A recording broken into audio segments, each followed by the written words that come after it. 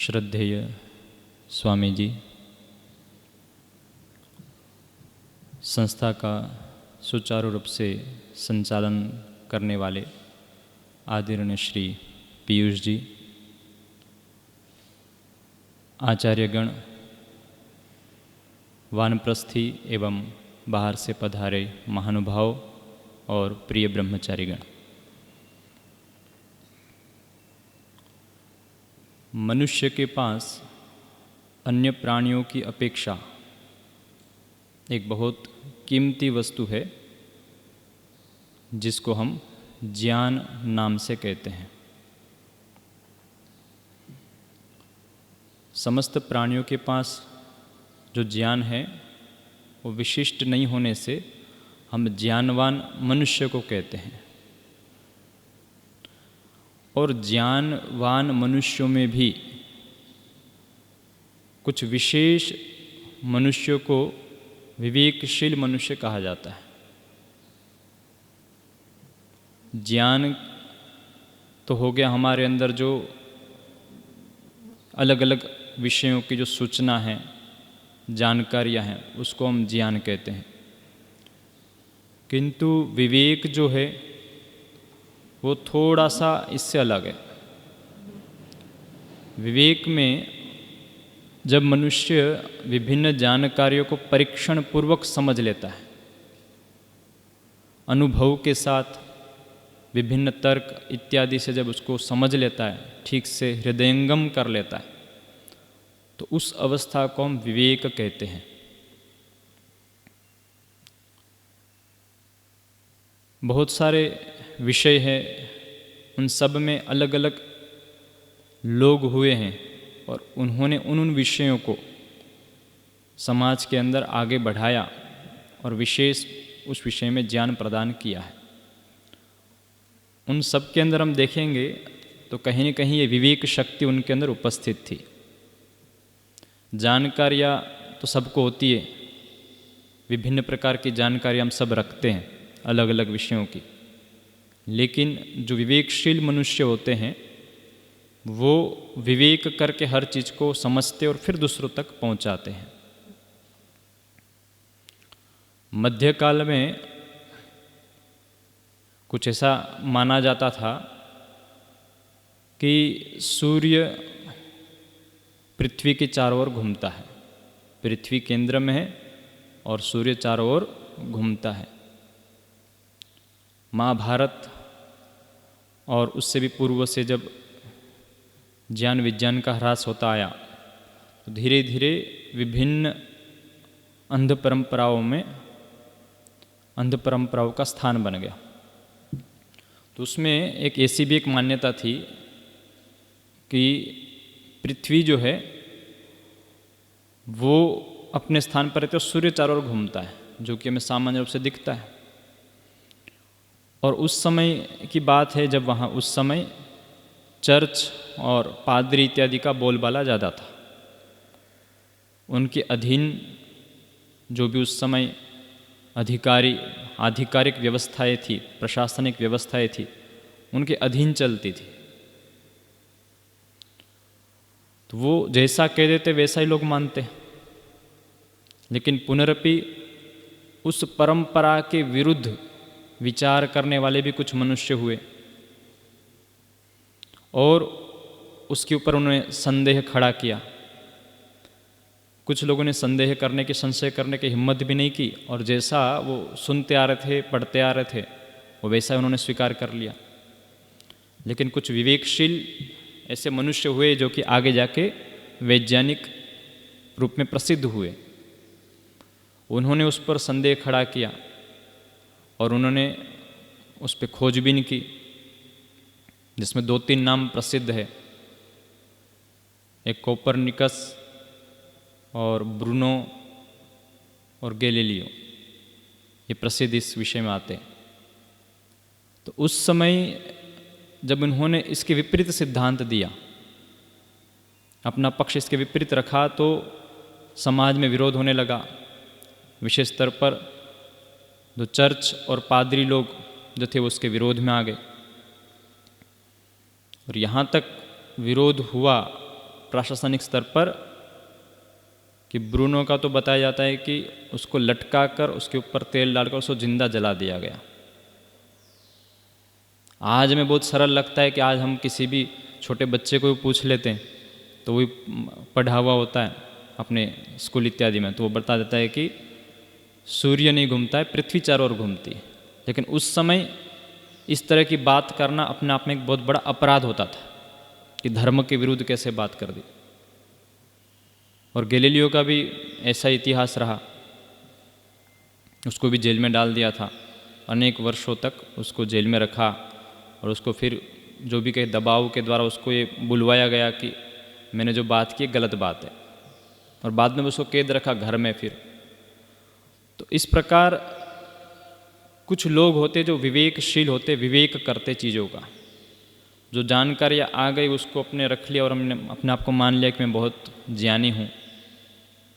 ऐसा मानने से विज्ञान का विकास, ज्ञान का विकास नहीं हो पाता है। तो विवेक करना बहुत आवश्यक है, और विवेक जो है फिर वो सत्य तक पहुंचाता है। अगर विवेकशील व्यक्ति नहीं हो समाज में तो ये पूरा संसार अंधकारमय हो जाएगा, अज्ञान से आच्छादित हो जाएगा। कुछ ऐसा ही हुआ था महाभारत के पश्चात, जब ऋषि मुनि इत्यादि जो ज्ञान विज्ञान से संबंध रखते थे, विवेकी लोग थे, उनका जब अभाव हो गया तो संसार में विभिन्न मान्यताओं का स्थान आ गया, वेद विरुद्ध मान्यताओं का स्थान आ गया। तो विवेकशील हमारे लिए बनना बहुत आवश्यक है अगर सत्य तक हमें पहुंचना है। एक और भी ऐसी घटना ऐसे समझाने के लिए बताया जाता है विवेक के लिए, कि एक राजा था और उसके पास दो महिलाएं आए एक बच्चे को लेकर। उन दोनों का आपस में विवाद था कि ये बच्चा मेरा है। अब राजा के लिए मुश्किल होगा कि कैसे इस पर निर्णय किया जाए। तो राजा ने, उस समय ऐसा तो परीक्षण वो था नहीं, आजकल जैसे डीएनए परीक्षण होता है, आजकल तो डीएनए परीक्षण आ गया, उसके माध्यम से हम पूर्ण रूप से सही सही जान सकते। तो उसने ना क्रोध दिखाकर कहा कि इस बच्चे को तलवार से बीच में से काट के दो हिस्से कर दिया जाए और दोनों को बांट दिया जाए।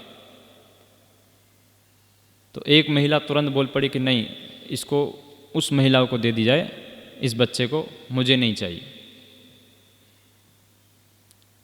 तो राजा ने ये देखा और निर्णय किया कि ये बच्चा वास्तव में इसी महिला का है, और न हो तब भी ये महिला इसके लिए हानिकारक नहीं होगी, क्योंकि जो इसकी रक्षा चाह रही, वास्तव में माँ तो वही है जो रक्षा चाह सकती। तो इस प्रकार वहाँ पर निर्णय किया गया। तो कहीं न कहीं हमें विवेकशील बनकर निर्णय करने पड़ते हैं। यदि हम निर्णय विवेकशील बन के ना करें और जो जानकारियाँ है वही हम करते जाए, तो उस स्थिति में हम कहाँ पहुँच जाए में कुछ पता नहीं।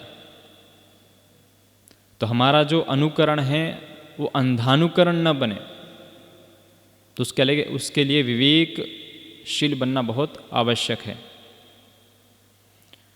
विभिन्न क्रांतिकारी हुए समाज में, वो सब भी विवेकशील थे। बाकी जो जनता थी वो इतनी विवेकशील नहीं थी, लेकिन जो क्रांतिकारी लोग हुए, हम जिनके भी नाम जानते, वो कहीं न कहीं उनके अंदर ऐसी समझ थी जो उस समय की धारणा परंपराएं चली आ रही थी, उसके विरुद्ध उन्होंने विचार किया, उस पर प्रश्न चिन्ह लगाया और फिर एक आंदोलन किया उन्होंने। अब उस समय आप सोचे सती प्रथा, बाल विवाह इत्यादि, तो उस समय वो जनमानस में साधारण था कि पंडित लोग, ब्राह्मण लोग जैसा मानते, जैसा उपदेश कर रहे हो सही है। सामान्य जनमानस यही बना हुआ था। यहाँ पर ब्रिटिश साम्राज्य था, उन्होंने अपनी सत्ता जमाई हुई थी, तो साधारणतया लोग उसको एक मान बैठे थे कि इससे हम बेहतर नहीं हो सकते। और एक वो भी चलता है, वर्णों को लेकर चलता है ना, श्वेत लोग जो मैंने सफ़ेद रंग वाले हैं, वही समाज का दिशा निर्देश कर सकते। ऐसी भी उनके अपने साम्राज्य को ठीक सिद्ध करने के लिए मान्यता बना रखी थी। लेकिन इसके विरुद्ध बहुत सारे फिर देश विदेश में विचारधाराएं आई जो विवेकशील लोग हैं, और ऐसी गलत मान्यताओं का उन्होंने विरोध किया और फिर उसका समापन हुआ। तो विवेक का क्षेत्र केवल आधुनिक क्षेत्र जो हम देख रहे हैं इतिहास आदि संबंध में, इतने में ही नहीं, वो हर जगह आवश्यक है। अध्यात्म के अंदर देखेंगे तो अध्यात्म में भी विवेक को बहुत दिखाया जाता है। जैसे मुक्ति के हम बोलते जब 4 साधन क्या है, तो सबसे पहला साधन वहाँ पर विवेक बताया जाता है, विवेक, वैराग्य, षट्क संपत्ति इत्यादि। तो सबसे पहले विवेक बताया गया। तो विवेक करना बहुत आवश्यक है। सामान्य रूप से विवेक और ज्ञान को हम एक जैसा समझते, लेकिन जैसा पहले हमने अभी प्रारंभ में, प्रवचन के प्रारंभ में मैंने विचार रखा था कि ज्ञान का मतलब तो एक जानकारी हुई। अब हम पुस्तक से प्राप्त कर सकते हैं, अन्य किसी प्रकार उपदेशों से, वो ज्ञान है। और विवेक अलग क्या है उसमें कि उस ज्ञान को परीक्षण पूर्वक उस ज्ञान को फिर स्वीकार करना। अब वो जो ज्ञान होगा वो उसका अपना हो जाएगा, और जो पहला ज्ञान था भले ही वो अपना अपना कह रहा है कि मैं ये जानता हूँ, लेकिन वो ज्ञान अभी हमारा नहीं बना है जब तक विवेक स्थिति में नहीं आया है। महर्षि दयानंद तो पृथ्वी से लेके परमेश्वर पर्यंत विवेक की बात करते हैं। इन सबका ऊपर विवेक करना चाहिए मनुष्यों को, मतलब ठीक से ज्ञान करना चाहिए। तो ये जो विवेक है ये ज्ञान से अतिरिक्त है। और इसमें एक विशेष बात ये होती है कि ज्ञान के अंदर व्यक्ति गलत भी जा सकता है।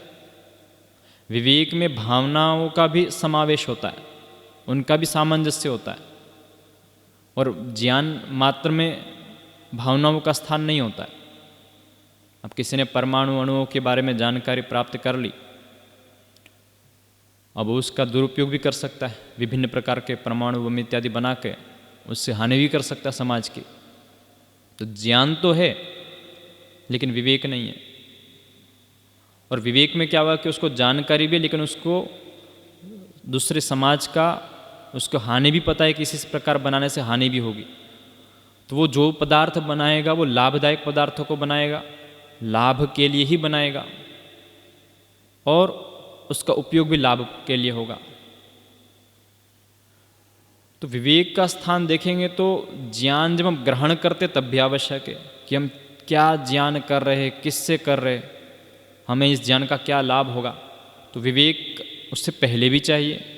जब हम ज्ञान कर रहे हैं प्राप्त, उस समय भी विवेक चाहिए कि ये जो मेरे अंदर ज्ञान आ रहा है ये सही है या गलत है। हर समय निरीक्षण करते रहना होता है। कई बार हम बहुत सारी जानकारी इकट्ठी तो कर लेते और उसमें बहुत सारी बातें झूठी होती, मिथ्या होती, और उसके आधार पे फिर हम लोग अपना जीवन चलाते हैं, दूसरों को सलाह देते हैं। तो वो स्थिति जो है विवेकहीनता की स्थिति, वो ठीक नहीं है। आयुर्वेद में एक पंक्ति भी आती है जो हमारे पीछे विद्वान लोग चर्चा कर रहे थे, कुशल कौन है। तो वहाँ पे एक पंक्ति आती है, परीक्षकारिणो ही कुशला भवन्ति। तो परीक्षण करके जो कार्य को करते वो कुशल होते हैं। परीक्षण रहित होके जो करेंगे वो कुशल नहीं है, क्योंकि वो हानि उठा सकते। तो कुशल बनना है तो परीक्षण करना होगा। और विवेक का जो प्रारंभ है वो प्रायः संदेह और प्रश्न से होता है। मनुष्य के अंदर कोई संदेह होता है, कोई प्रश्न होता है, लेकिन यदि वो संदेह को आगे नहीं बढ़ाए, वो संदेह में जीवन समाप्त कर ले, तो फिर वो विवेक का लाभ नहीं ले सकता, विवेक की स्थिति नहीं आ सकती। न्यूटन का उदाहरण आपको पता है कि वो किसी पेड़ के नीचे बैठा और ऊपर से सेब गिरा नीचे। उसने उसको देखा और उसको संदेह हो गया ये नीचे ही क्यों गिरा, और उस विषय में उसने फिर अनुसंधान, खोजबीन चालू कर दी। और यदि वो उसको छोड़ देता, उसको संदेह रूप में कि हाँ ठीक है कुछ होगा जो भी, देखिए सामान्य रूप से सभी लोग छोड़ देते हैं। तो वो उस विज्ञान तक नहीं पहुंच पाता जो उसने विज्ञान दिया अंत में जाके, कि पृथ्वी में गुरुत्वाकर्षण है जिसके कारण ये सेब नीचे आ रहा है। तो इस प्रकार आप देखेंगे विभिन्न जो ज्ञानों का विकास है उसमें कहीं न कहीं प्रश्न कुछ खड़े हुए और फिर उसमें वो लोग निष्कर्ष तक पहुँचे हैं। महर्षि दयानंद का भी जैसे प्रारंभ की घटनाएं हम देखते हैं तो वहाँ पर भी ऐसा ही है, कुछ प्रश्न उनके मन में खड़े हुए संसार को लेकर, मृत्यु आदि को लेकर, और उन प्रश्नों को उन्होंने छोड़ा नहीं, उसके पीछे लग गए और विवेक पर्यंत उस पर लगे रहे। तो विवेक का अर्थ पदार्थ का ठीक से निश्चय होना ये है, अलग अलग पदार्थों का ठीक से निश्चय होना ये विवेक है। और जैसे बताया कि सभी क्षेत्रों में लागू होता है, धर्म क्या है अधर्म क्या है ये भी विवेक होना चाहिए, हमारा कर्तव्य क्या है अकर्तव्य क्या है ये भी विवेक होना चाहिए, सत्य क्या है असत्य क्या है इसका भी विवेक होना चाहिए। तो इस प्रकार विवेक करने से हमें विशेष ज्ञान होता है और हम फिर समाज को हम विशेष दिशा निर्देश, हम विशेष लाभ पहुंचा सकते हैं, स्वयं भी लाभ उठा सकते हैं, दूसरों को भी लाभ पहुंचा सकते हैं। और बुद्धिपूर्वक विवेकता होनी चाहिए। खोजबीन चालू कर दी लेकिन बुद्धि का उपयोग नहीं कर रहे, बस जो मन में आया वो बोले कि ये हमने विवेक कर लिया, तो ऐसा विवेक नहीं होता है। अब कोई खोजबीन लग गया, कोई ऐसी बालक था उसने खोजबीन में लग गया, बोले कि चलो विवेक करना चाहिए, और उसने जो ना अंग्रेजी भाषा उठाई और बोला कि इसमें देखो गौर से देखो तो बी डी पी क्यू ये एक ही अक्षर है, बस इसने जो है ना अलग अलग प्रकार से फोटोशूट करा रखे। अब ये विवेक कर लिया उसने, तो ऐसा विवेक ज्ञान कोई काम का नहीं है।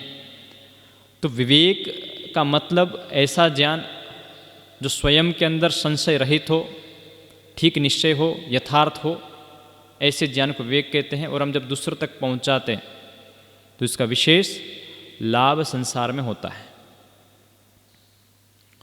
और अविवेकी बनना कहा है कि अविवेकः परमापदाम पदाम, तो अविवेक जो है परम आपदाओं का पद है, स्थान है। तो अविवेक जो स्थिति है वो उसमें बहुत सारे कारण भी है। जब हमारे अंदर विभिन्न प्रकार के मनोविकार पैदा होते तो उस स्थिति में अविवेक स्थिति हमारी ज़्यादा बन जाती है। जैसे क्रोध की स्थिति होती है तो मनुष्य का विवेक नष्ट हो जाता है। उस स्थिति में जो निर्णय लेगा वो गलत ले सकता है, बहुत अधिक संभावना है कि गलत लेगा। तो क्रोध रहित स्थिति में विवेक हमारा नष्ट हो जाता है, उस स्थिति में हम काम ना करें, निर्णय न लें। या फिर दूसरा तरीका है कि हमारे अंदर क्रोध ही न हो, हम क्रोध को इस प्रकार नियंत्रण करें कि हमारे अंदर क्रोध उत्पन्न न हो। स्थिति भले ही विपरीत आ चुकी है लेकिन हमने अपने आप के ऊपर नियंत्रण करके और फिर हमने उसमें निर्णय लिया, तो ये विवेक की स्थिति है। तो जो भी क्रोध, लोभ, मोह, ईर्ष्या, द्वेष, इससे हमारा विवेक शक्ति हमारी प्रभावित होती है, तो इससे हमें प्रभावित नहीं होने देना है। शास्त्र तो बहुत लोग लिखते हैं या पुस्तकें तो बहुत लोग लिखते हैं, कितनी पुस्तकें लिखी हुई है, लाखों करोड़ों, है ना। इतनी पुस्तकें लिखी है कि एक व्यक्ति पूरा जीवन लगा दे तो भी दुनिया की सारी पुस्तकें नहीं पढ़ सकता। एक के बाद एक पुस्तक पढ़ते जाए तो भी दुनिया की सारी पुस्तकें समाप्त नहीं हो सकती। लेकिन सब पुस्तकों में विवेक पूर्व की सारी बातें लिखी गई है क्या? नहीं लिखी। बहुत अधिक मात्रा में अविवेक पूर्वक सारी बातें लिखी हुई है। तो अब उसको जो पढ़ेगा उसके अंदर भी अविवेक उत्पन्न होगा। तो विवेक के साथ चलना समाज के लिए, व्यक्ति के लिए, राष्ट्र के लिए, विश्व के लिए बहुत आवश्यक है। तो हम प्रत्येक वस्तु में विवेक करने का प्रयत्न करें। हम जिस काल में भी है, जिस स्थिति में भी है, हमारा अलग अलग आयु वर्ग है। अब विद्यार्थी काल है, उसको क्या विवेक करना चाहिए राजर्षि जी? तो विद्यार्थी काल में क्या विवेक करना चाहिए? जैसे आप रोज सोते हैं तो उस शिशु में कुछ विवेक कर सकते नहीं कर सकते? क्या विवेक किया जा सकता है बताओ? नहीं, ये विषय केवल मैंने सोने के विषय को लेके बताया। आपको रोज़ जगाना पड़ता है, फिर खड़ा होकर आपको भेजना पड़े, फिर मुंह धो के आओ, अलग अलग प्रकार के दंड वगैरह सब चलते रहते। तो अब इस पे ऊपर विवेक करना पड़ेगा आपको। तो क्या विवेक करेंगे? हाँ जी, कोई दूसरे बताएंगे? हाँ जी, शिवांश जी। निद्रा क्यों आती है, ऐसा प्रश्न खड़ा करेंगे। देखो, विवेक का इन्होंने प्रारंभ बहुत अच्छा किया कि निद्रा मुझे क्यों आती है। अब आगे बढ़ेंगे, फिर आगे क्या विवेक करेंगे? और हाँ जी,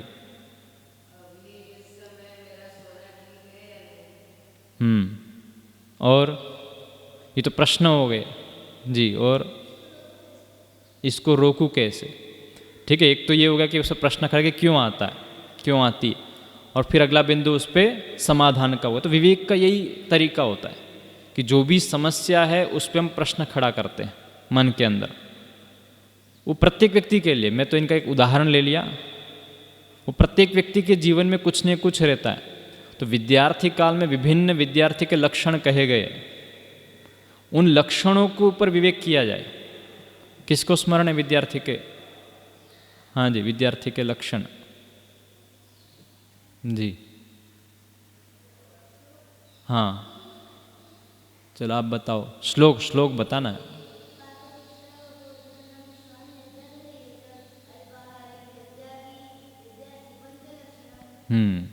तो काक चेष्टा बको ध्यान, हर विषय पे आप विवेक कर सकते। काक चेष्टा, हमारी चेष्टा, हमारी क्रिया कैसी होनी चाहिए? कौवे जैसी। अब कौवे में क्या विशेषता होती है?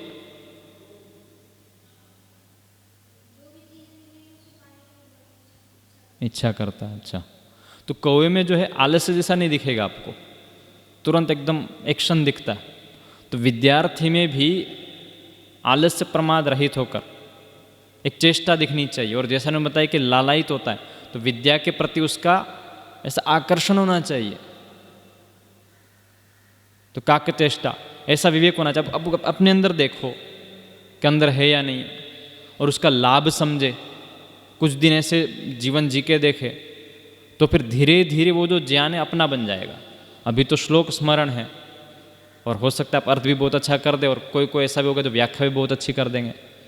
लेकिन वास्तव में विवेकी वही व्यक्ति है जिसके अंदर भी वो दिखता है, क्योंकि उसने उसको समझा है, बाकी लोगों ने समझा नहीं है। अब कोई विष पता है कि विष है, उसके बाद भी भक्षण कर सकता है? कोई नहीं कर सकता। नहीं पता तब भक्षण कर सकता है। तो उसी प्रकार विद्यार्थी के जो लक्षण है, काकचेष्टा, बकोध्यानम, श्वान निद्रा, तथैव च अल्पाहारी। ये देखो कितना अच्छा बिंदु, अल्पाहारी है ना, अल्प भोजन करने वाला विद्यार्थी का लक्षण दिया है। लेकिन अभी उल्टा चल पड़ा है, अभी कहता है कि ग्रोथ का काल है, अभी तो विकास का काल है, इसे खूब दबा के खाओ। माता पिता को भी समझाए भी कि इसको आलस्य प्रमाद आता है, तो माता पिता भी फिर हमें उल्टा ध्यान देते हैं कि अभी तो इसका विकास का समय है, अब नहीं खाए तो कब खाएगा फिर? तो मतलब हम लोग जो है, और शास्त्र का ऋषि मुनि सब एक तरफ हो गए।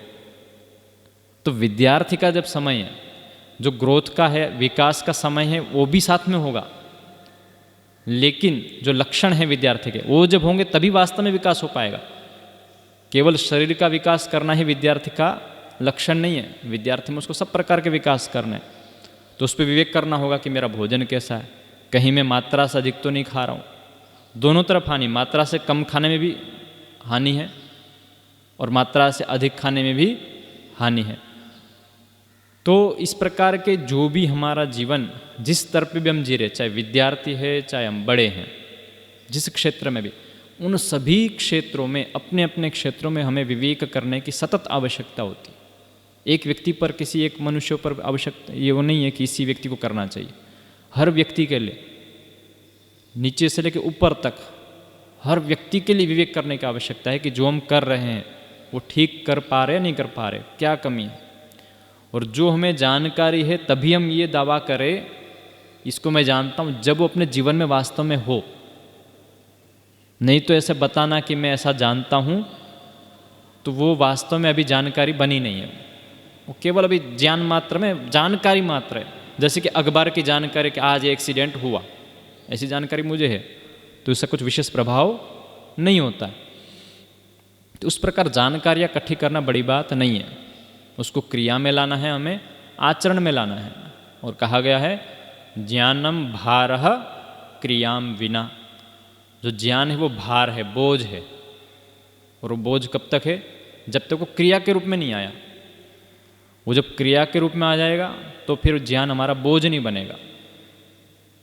तो ये प्रयत्न करना है कि हमारा जो ज्ञान है ये विवेक के स्तर पे आ जाए, हम उसको बहुत गहराई से चीज़ों को समझे, अपने जीवन में जोड़ते हुए समझे, और उसका लाभ हम उसको महसूस करें, अनुभव करें, तब हम अपने आप को विवेकशील कह सकते हैं। तो हम सतत विवेकशील बनने का प्रयत्न करें। इन विचारों के साथ अपनी वाणी को यहीं पर विराम देता हूँ।